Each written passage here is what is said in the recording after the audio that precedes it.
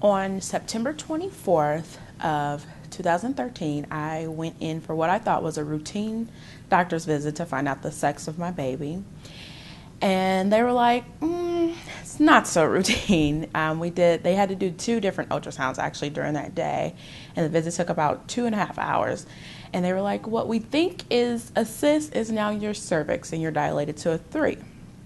So it was very overwhelming and shocking for me because I had no idea that I was walking around with an open cervix at 22 weeks. And so the doctor went on to say, she was like, well, you're going to be placed in the hospital and until you have this baby, basically. And so I was in the hospital in Trendelenburg, which is basically laying on your head for 3 weeks. And then at 22 weeks exactly, 22 weeks actually in 6 days, I'm sorry, he decided he wanted to come. Kyle was intubated for 2.5 months. We were actually here at Riley for 3.5 months.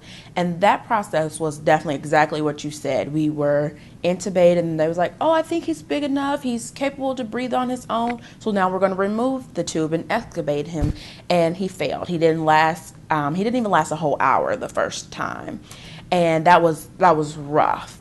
Then the second time, it was the middle of the night. And I remember, I will never forget it. I stayed a night in his room. And I was asleep, and we have a curtain that the parents have to pull, and I had my curtain pulled, and I hear all these voices, and I'm in a deep sleep, so I actually thought that I was dreaming. And the doctor was like, the baby's turning blue, heart rate of 23, heart rate of 15, and I'm like, oh no, this is not a dream. And I snatched my curtain back, and my baby was blue because he extubated himself. He pulled his own tube out. And so, of course, that night they re-intubated him to preserve his life and, to give him breaths. And it was definitely an emotional roller coaster. It was up and down, up and down, up and down, because you never know what each day was going to bring. And there was always an unexpected, or what if, and how are you going to handle this what if? I was not able to hold Kyle for a month and a half of his life, and that was difficult. It was just to come in and see him being touched by the nurses or the doctors and not being able to touch him myself. That was probably the hardest part of the NICU stay. And when I was able to hold him, it was just wonderful. Yes, I was a little scared and I was nervous because he was so tiny, and the ventilator is definitely something that worried me about holding him. Am I going to pull the tube out? Am I going to push it in too far? How do I hold him? How do I touch him? And so for the first 3 days traveling over here to see Kyle, I didn't want to touch him. And the nurse was like, Mom, you at least have to touch his fingers. Here, you just use one finger. We'll wash your hands, and they sanitize you, and they allow you to touch him with a finger. And I was just like, I don't, because I completely detached myself for those first 3 days. I was like, there's no way I want to attach myself to something that I don't know if I'm going to be able to have. And it was hard. And so when I was able to hold him, it was just amazing. Like, nothing else mattered in that moment but me and my baby. There was a room full of people, but they did not matter. They didn't even exist. It was just me and Kyle. And from that moment, I was very selfish when holding him afterwards. I didn't want anyone else to hold him, not his dad or my mom. I think it was hard for them to understand too, but not being able to hold him for a month and a half, I wanted to regain what I thought I had lost.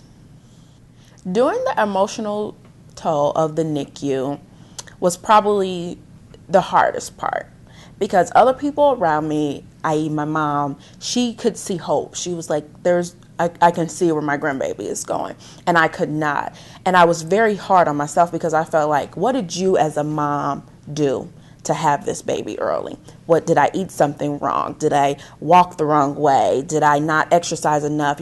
Was there something that I didn't eat that I should have? And that was very difficult in the beginning for me because I definitely blamed myself a lot. And the emotions that you experience, you never know what you're going to experience in one day.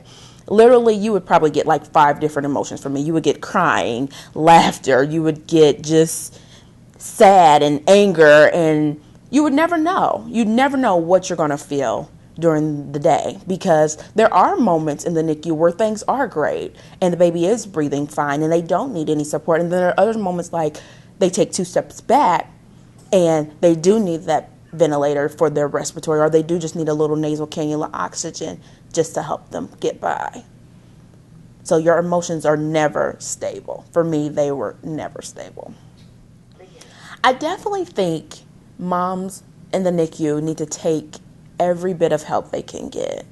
It doesn't matter what it is, just appreciate it and take it, because in the long haul, you'll look back and you'll be like, I wish I would have. Because it definitely relieves a lot of pressure off of you when you have that extra support and you have that person that's willing to help you. It means a lot. And when you have someone that can talk, definitely talk and be honest with yourself about your feelings. That was one thing that I did not do. And I feel like all moms need to, because you will feel better once you get it out and you say, okay, you know what? I am having a bad day. I'm not going to tell you that I'm okay, because it's okay not to be okay. And during something such as a NICU stay, you're not going to be okay. But you have to be honest with yourself during that time.